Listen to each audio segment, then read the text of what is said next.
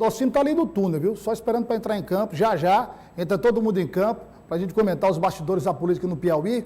E vamos começar o nosso quadro de hoje mostrando que a Associação Piauiense de Municípios e a Confederação Nacional de Municípios realizaram um encontro para debater a concessão do aumento de 33,24% do piso dos professores.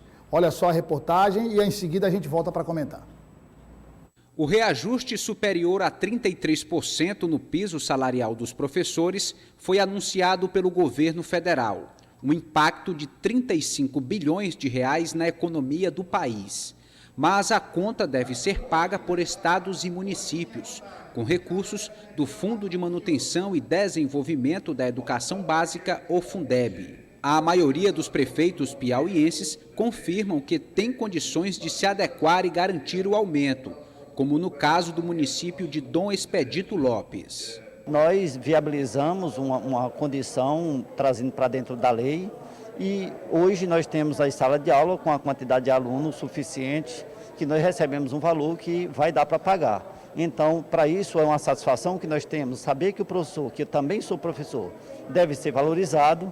Dom Expedito Lopes está garantido, vai pagar. Já no caso de Bonfim, do Piauí, a gestão relata dificuldades para cumprir com o aumento. A situação é de muita dificuldade financeira, tendo em vista que nos últimos 5 anos como prefeito, todos os anos gastamos mais de 90% do Fundeb com o magistério e ainda tendo que botar do Tesouro Municipal um valor significativo.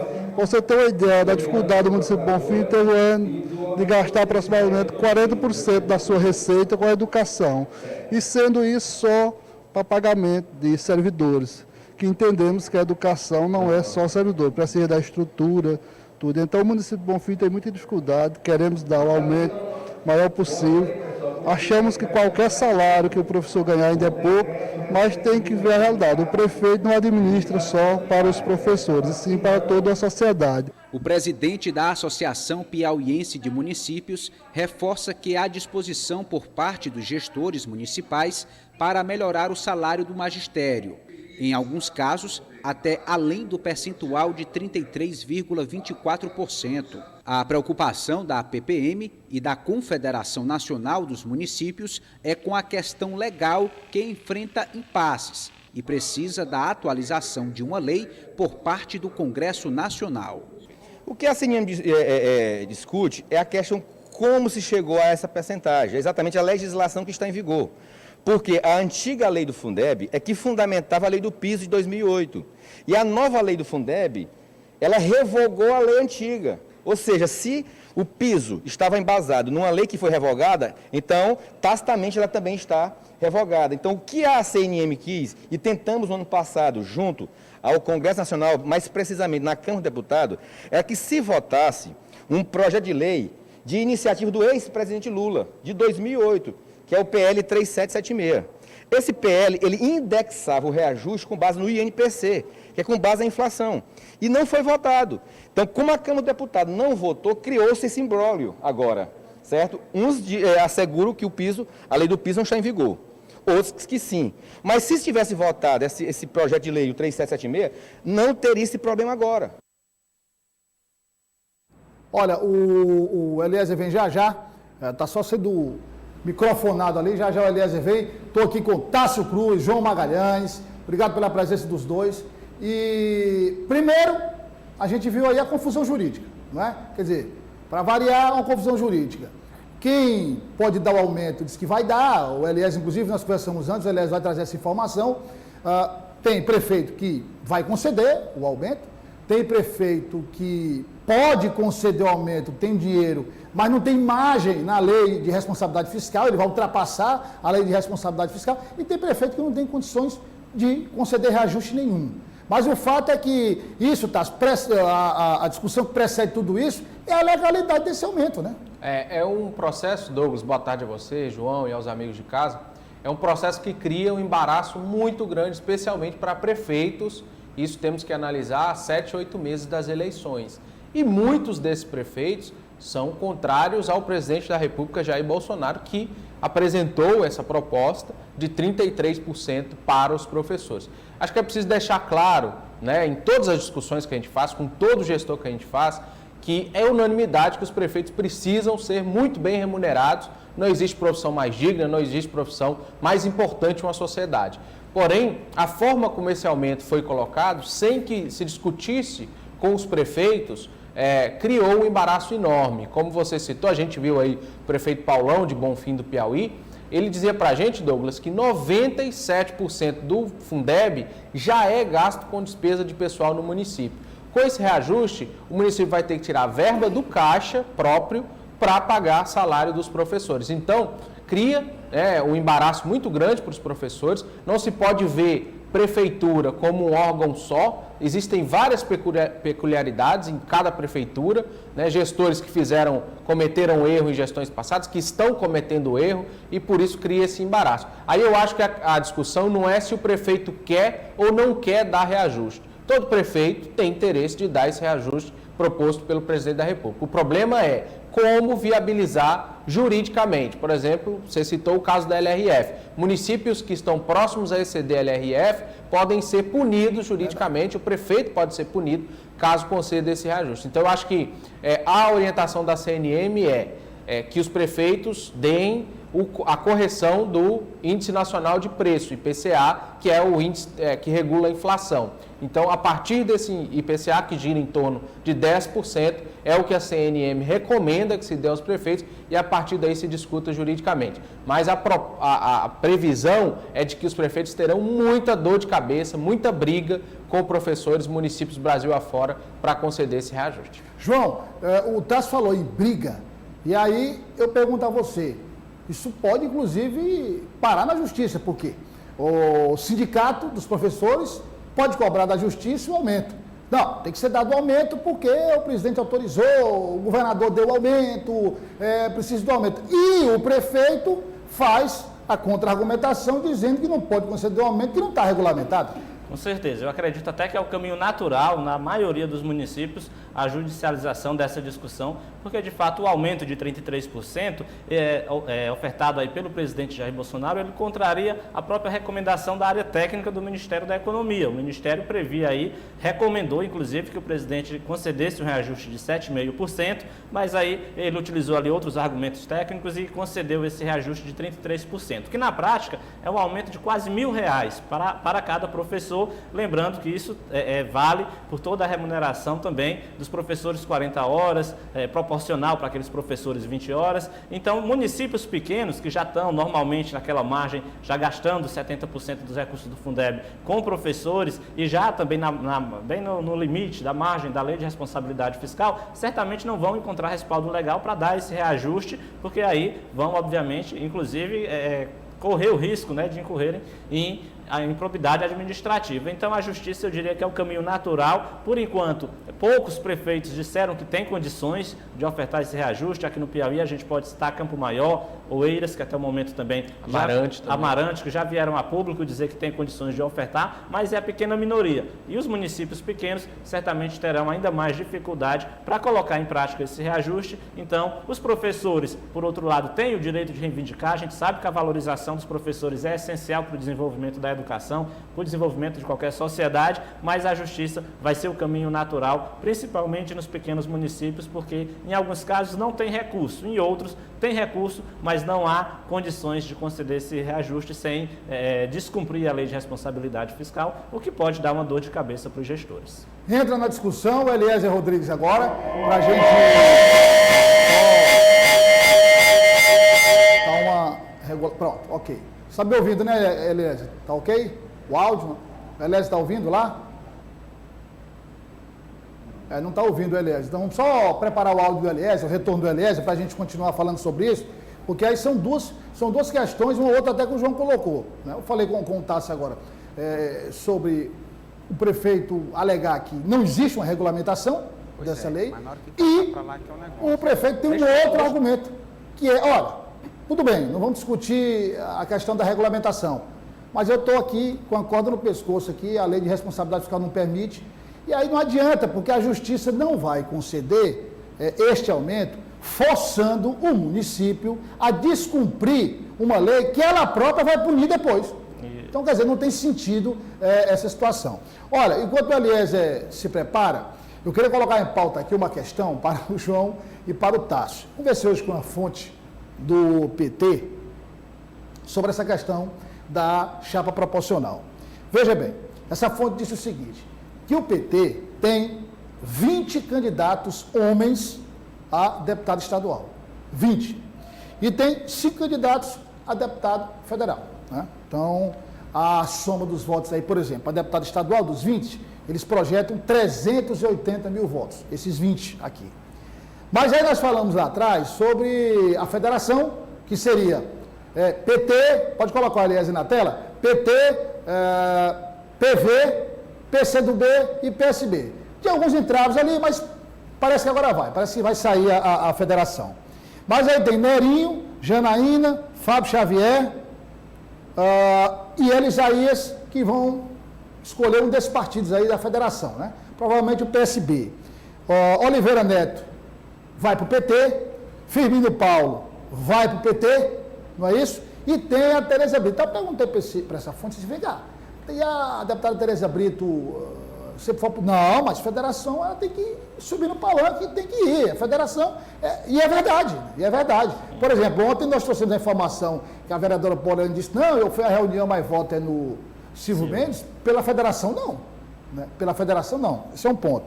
Muito bem, se houver realmente a federação, e esses deputados e outros nomes, outros deputados entrarem nessa federação, a fonte me disse o seguinte, que muita gente vai cair. Aí é que está o problema. Eu tenho até o nome de quem vai cair. Que é o seguinte, estão cogitados, rapaz, isso aqui vai dar. Olha, estão cogitados a cair. O Calume, lá em Floriano, cogitado. O Wellington Dantas, a vereadora lá de Picos, também está cogitado a cair.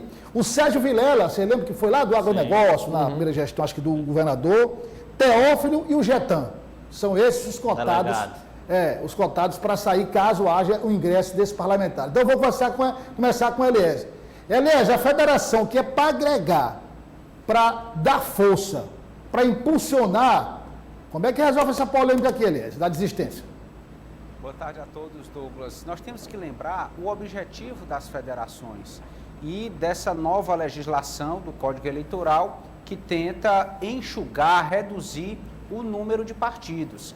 Então, assim, as lideranças com menor potencial ou histórico de votos, as lideranças emergentes, elas tendem a sair desfavorecidas nesse processo. Pela forma como o regramento está colocado, os detentores de mandato, aqueles políticos mais tradicionais, os partidos historicamente descentralizados e mais fortalecidos, tendem a sair vitoriosos nesse processo. E há, sim, uma dificuldade para o ingresso de novas lideranças nesses espaços de poder, Assembleia Legislativa, Câmara Federal, enfim, há uma alteração direta nesse processo de concorrência para o Poder Legislativo, tanto a nível estadual como a nível federal. Então, esse efeito, ele já era esperado. O objetivo é exatamente de garantir espaços a siglas e candidatos mais consolidados no meio político com a sua trajetória própria. Tá, isso não pode dar problema, não. Você está lá, o nome está colocado, de repente você chega e diz, olha, o João Magalhães, que já tem um mandato, vai ingressar em partido, tá, infelizmente você não vai poder concorrer, vai ter que desistir. É complicado um comunicado desse, né? Tem, a insatisfação é previsível, né? A gente sabe que política envolve conflitos, jogo de interesse, e em algum momento alguém vai perder. Nesse caso, perde essas lideranças e partidos de menor expressão. A tendência é que participem da vida pública, se quiserem, de outras formas, mas não diretamente como candidatos. Tá. Eu diria que já deu problema, Douglas. Eu conversava com duas fontes hoje na Assembleia, um folclórico ex-deputado que sempre está ali conversando com a gente, e eles me diziam justamente isso. O trabalho que o PT tem feito hoje, as bases, é tentar estancar a sangria desses votos, para que essas lideranças não migrem para outros partidos. Esse é o trabalho. O que a gente ouviu de bastidor é que o Solidariedade está bem atento a essa situação e pode atrair algumas dessas lideranças. Outros partidos, como o MDB, que monta uma chapa e precisa de candidato de captação, pode ser o destino, mas existe sim um descontentamento, a confusão já está posta dentro do Partido dos Trabalhadores. O presidente, o líder, na verdade, do governo na Assembleia, Francisco Costa, revelava para a gente que o partido já definiu que vai aceitar a chegada desses deputados. Só não definiu quantos, porque também não vai se abrir a todos, mas já definiu que vai aceitar a chegada, vai ter que aceitar a chegada desses deputados na federação, só vai definir, delimitar uma quantidade. O que eu sei de bastidor, Douglas, é que a confusão ela já existe, muita gente insatisfeita dentro do PT, criticando a federação, mas, como o João sempre diz aqui pra gente, se a gente olhar a conjuntura Brasil e o Piauí é um grãozinho de arroz no meio de tantos diretórios e tantos votos nacionais. Então, não vai influenciar em nada a formação dessa federação no âmbito nacional. Olha essa imagem aqui, coloca essa imagem na tela, eu vou conversar com o João Magalhães, começar com ele, a imagem da reunião, uma imagem da reunião, ontem no Palácio de Karnak, com os MDBistas. E aí aproveito também para colocar na nossa conversa a entrevista que foi feita aqui no Dia News com o deputado estadual Zé Santana. Pelo que eu percebi, o PMDB saiu feliz da vida, sorridente, sorrindo para as paredes. O governador se comprometeu em fortalecer a chapa. E, João, o deputado Zé Santana disse aqui, e aí é o contrário do que a gente via em eleições anteriores, onde o MDB selecionava quem iria, o deputado Zé Santana disse que pode vir, com mandato, sem mandato, o MDB não tem discriminação. Quem tiver interesse pode chegar no MDB. Pode chegar. Na verdade, as articulações políticas têm favorecido o MDB. O partido tem duas reivindicações principais.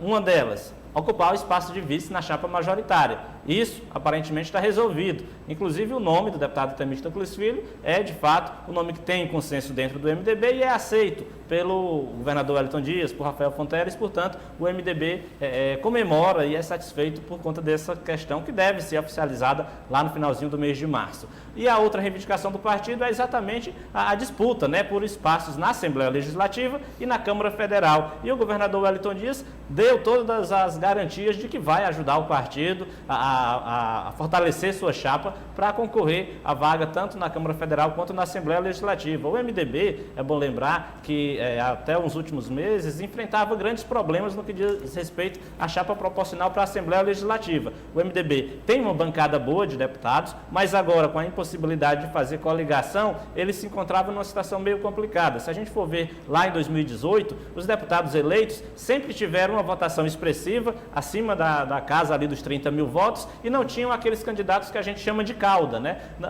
Os acima de 30 mil votos eram eleitos, mas não tinha ninguém ali com 25 mil, com 20, com 15 mil, com 10 mil votos, que era exatamente para ajudar a esses deputados conquistarem cadeiras. Como não pode mais ter coligação, o MDB tinha um problema sério para ser resolvido. Então, o que é que isso... o governador Wellington Dias disse que vai ajudar o partido e que vai, inclusive, indicar algumas lideranças, aquelas lideranças regionais de 10, 12 mil votos, podem ser direcionadas ao MDB, e isso reflete também nessa fala do deputado Zé Santana. Enquanto partidos como o PT tem que excluir alguns nomes, o MDB vive o contrário, né? Está à procura de mais nomes dessas lideranças com 8, que tem uma perspectiva de votação ali na casa dos 8 mil votos, dos 10, dos 15 mil votos, todo mundo para somar para que o partido conquiste mais cadeiras. Até porque, apesar de comemorar tudo isso, a eleição não vai ser um jogo fácil não, né, Douglas? Não tem jogo fácil em eleição. O MDB tem muito cacique, é bom lembrar que tem deputados com votações expressivas, Severo Elalio, Zé Santana, João Madison, o próprio deputado Temístocles Filho, né, o filho dele, Felipe Sampaio, vai concorrer em seu lugar. Enfim, Pablo Santos, são deputados que, para serem eleitos, precisam aí desses candidatos que no popular são chamados de escadinhas, né, que dão uma cauda a toda a chapa, então dão cauda ao partido, por isso que a sigla também não fecha portas para ninguém. Olha, rapidamente, antes da gente passar para a entrevista com o deputado federal Marcos Aurélio, só aquela imagem ali, porque eu queria só esclarecer uma questão. Porque deve ter gente se perguntando, eu daria tudo para saber o que é que o deputado João Matos está escrevendo ali. Aquela imagem lá, eu vou dizer o que é. Eu vou dizer o que é. Se der para colocar, Rafael, ali, ele com a caneta, ali muito concentrado, vai passar e você vai ver, ó. Tá vendo o João Matos lá atrás? Sim. Agora vai cortar a imagem e você vai ver o deputado João Matos, olha. A outra, a próxima vai chegar, olha aí. Ele muito concentrado, todo mundo conversando e ele concentrado do papel e na caneta. Ali ele não está escrevendo, ali é conta, meu filho. Conta de voto. Perspectiva Entendeu? de votação. Exatamente, é conta de voto. O deputado João Matos não vai para uma reunião dessa sem estar municiado de todas as estatísticas que você puder imaginar, viu? De Corrente a Cristalândia, Cajueiro da Praia. Pelas contas, né, Douglas, que se fazem nos bastidores, para o partido alcançar 7 cadeiras, vai ter que ter mais de 400 mil votos. Então, realmente, tem que fazer muita conta, tem que buscar liderança, tem que cair em campo. Antes de você passar para o Eliézer, Douglas, só uma coisa me chamou a atenção nessa reunião. A ausência do deputado Henrique Pires não está aí. Por isso é que eu perguntei aqui ao deputado Zé Santana a questão de alguns parlamentares, né? Não foi nessa reunião. A informação que a gente tem de bastidor é que ele estaria insatisfeito e que ele se sente... Mas com o quê? Ou mais ameaçado, que pode ser mais atingido com essa falta de captação. A informação que a gente tem é que o deputado Henrique Pires não estaria satisfeito e não compareceu a essa reunião. Você está falando aí por conta exatamente da reeleição, né? Da reeleição. Seria, digamos, a ponta mais frágil esse capital menor de votos. De votos, né? Olha, teve uma conversa com foi você das coisas com o deputado Marcos Aurélio, né? E aí, como a gente falou agora há pouco, que está todo mundo atrás de, seja para fazer escadinha, seja parlamentar com mandato, o deputado Marcos Aurélio também foi nessa onda, né? Como apresentou bem o Mariano, abre alas do MDB, o partido convidando vários deputados federais e suplentes, e o deputado falou sobre isso, falou sobre a reunião também. O MDB, ele é um partido muito forte, de muita história no Piauí. As pessoas que falam que o MDB não faz chapa, a verdade é essa, já tem uma chapa fortíssima, que já elege, já mantém seus 6 deputados estaduais, a gente mantém nosso candidato, nossa quantidade de deputados federais, isso de forma bastante tranquila. Então quem fala que o MDB não forma chapa está equivocado. O que nós queremos é aumentar, junto com toda a equipe que trabalha, que tem esse projeto de Piauí há muitos anos, o MDB nós queremos aumentar nossas vagas na Assembleia Legislativa, aumentar nossas vagas na Câmara Federal, participar ainda mais ativamente do governo para ajudar o nosso povo. Então o MDB tem sim chapa, vai ter sim chapa e vai ter uma chapa muito mais competitiva do que é hoje. Eliézer, o Tássio batizou ele de abre alas. Meu amigo, ninguém está ficando para trás, todo mundo está aproveitando e chamando, convidando, é porta aberta para todo lado. Lembrar que na eleição proporcional, primeiramente as cadeiras são conquistadas pelo partido. Né? Num segundo momento é que se considera os votos individuais conseguidos aos candidatos para definir os eleitos. Mas assim, me chamou a atenção nessa fala, Douglas, a tranquilidade do deputado Marcos Aurélio Sampaio, a esta altura do campeonato, já tranquilo no que diz respeito ao resultado que deve ter o MDB na eleição para deputado estadual, para deputado federal. Não é o tipo de declaração comum, pelo contrário. Os pré-candidatos têm falado em muito esforço, em uma corrida intensa, em uma disputa acirrada, e não subestimam nenhum tipo de adversário, porque assim, eleição... Nós vamos só corrigir o áudio do Eliézer aí, o Renato informou que está com problema. Vamos só corrigir, a gente volta já com o Eliézer. O Eliézer volta falando sobre essa entrevista do deputado Marcos Aurélio, mas até lá vamos discutir logo essa reunião que acontece amanhã, João, para discutir de novo a história do preço dos combustíveis. Novamente o preço dos combustíveis. Inclusive o secretário de Fazenda, Rafael Fonteles, quando esteve aqui no Dia News, falou deste mecanismo que é chamado Fundo de Equalização, para evitar esses aumentos bruscos no preço dos combustíveis. Exatamente. No Brasil se politiza tudo, né, Douglas? Se politizou a pandemia, se politiza a questão do piso salarial dos professores e dos combustíveis também. Vou lembrar que é um item essencial que tem impactado diretamente no orçamento das famílias, tanto daquelas que possuem veículos, que possuem ali seu carro, sua moto, quanto das outras, porque no Brasil o transporte de alimentos, por exemplo, que compõe a cesta básica, é realizado ali por meio, né, das rodovias, dos veículos que demandam, né, dos combustíveis como insumos. Então, é um assunto que interessa realmente a todos os brasileiros. E o presidente Jair Bolsonaro tem um projeto O presidente Jair Bolsonaro sempre diz que o responsável pelo preço dos combustíveis é a questão do ICMS, né, que compete aos governadores, é uma alíquota de responsabilidade dos estados. Já os governadores têm outra versão. Eles dizem que a responsabilidade, que a culpa do preço alto dos combustíveis é a questão da ligação da atual política de preços da Petrobras, que é ligada ao mercado internacional, essa questão da variação do dólar, da variação cambial, enfim, de um lado a narrativa do governo federal e de outro a narrativa dos governadores. E amanhã os governadores vão se reunir, inclusive coordenados por Wellington Dias, que é o coordenador do Fórum de Governadores, e vão apresentar na prática essa proposta de fundo de equalização dos preços dos combustíveis. Na prática, seria um fundo que teria que ter um aporte bilionário e que seria utilizado aí para abater o preço dos combustíveis, para que toda vez que o mercado internacional variasse, isso não afetasse o preço da gasolina aqui no Brasil. Seriam necessários, obviamente, muitos recursos, alguns bilhões de reais, mas os governadores estão bastante otimistas, até porque esse caminho seria via o Senado, seria via a Câmara dos Deputados, e a gente sabe que em ano eleitoral os governadores têm uma capacidade de influência maior junto aos deputados e aos senadores, que também estão de olho em sua reeleição lá no mês de outubro. Então, os governadores estão bem otimistas em relação a esse encontro de amanhã. Inclusive, os governadores defendem até uma proposta mais ousada, a votação até da reforma tributária, né? Para fazer uma geral nos tributos, enfim. Tássio, o deputado Franzé repercutiu ainda o rompimento da APAI, do contrato da prefeitura com a APAI, disse que não vai aceitar o desmonte lá da APAI por conta desse rompimento, né? Isso, indignado, o deputado Franzé falou para a gente apresentou um requerimento para que o prefeito reveja essa política de assistência social aqui em Teresina. Os convênios que existem hoje, é importante que a prefeitura tenha uma alternativa imediata de atendimento. Já fiz um pronunciamento nesse sentido quando houve o rompimento com a Fazenda da Paz, com a ASA. E agora, essa questão do rompimento com a APAI. Acredito que cada um tem sua forma de gestão, o prefeito Dr. Pessoa deve ter o seu estilo de gestão e certamente as modalidades de parceria com o terceiro setor.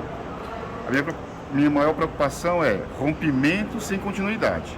Foi isso que eu pedi ao prefeito Dr. Pessoa, que ele, de imediato, apresente para a sociedade, principalmente para as pessoas mais pobres, que precisam do atendimento da assistência social, uma alternativa. O que não pode é a prefeitura romper uma ação social importante, principalmente para as pessoas mais necessitadas, sem ter de imediato a continuidade da assistência. Se existe erro, se existe vício, se existem situações que são preocupantes na área administrativa ou até mesmo na parte legal, que haja as correções ou que haja substituições, mas que não possa haver descontinuidade. Eliezer, o deputado Franzé, com esse jeito dele, que é sempre o jeito dele mais calmo, mais tranquilo, mais incisivo na cobrança, né? Com certeza, o deputado Franzé levanta uma bandeira fundamental nesse momento. A Prefeitura de Teresina tem provocado um desmonte na rede de proteção social do município e é preciso que as autoridades, nossos representantes, sejam municipais, estaduais ou federais, reajam a essa postura desconstrutiva da Prefeitura. Nós estamos falando de direitos negados aos mais vulneráveis. Então, até por uma questão de sensibilidade, de bom senso, o deputado Franzé tem se posicionado assim, com esse tom de cobrança. Romper, reformular um contrato é necessário? Se sim, mas que se apresente uma proposta de continuidade, porque as pessoas que mais precisam não podem ficar sem essa assistência. Obrigado, Eliezer, obrigado, Tássio, obrigado, João. A gente volta amanhã, mais uma vez, com a política do dia.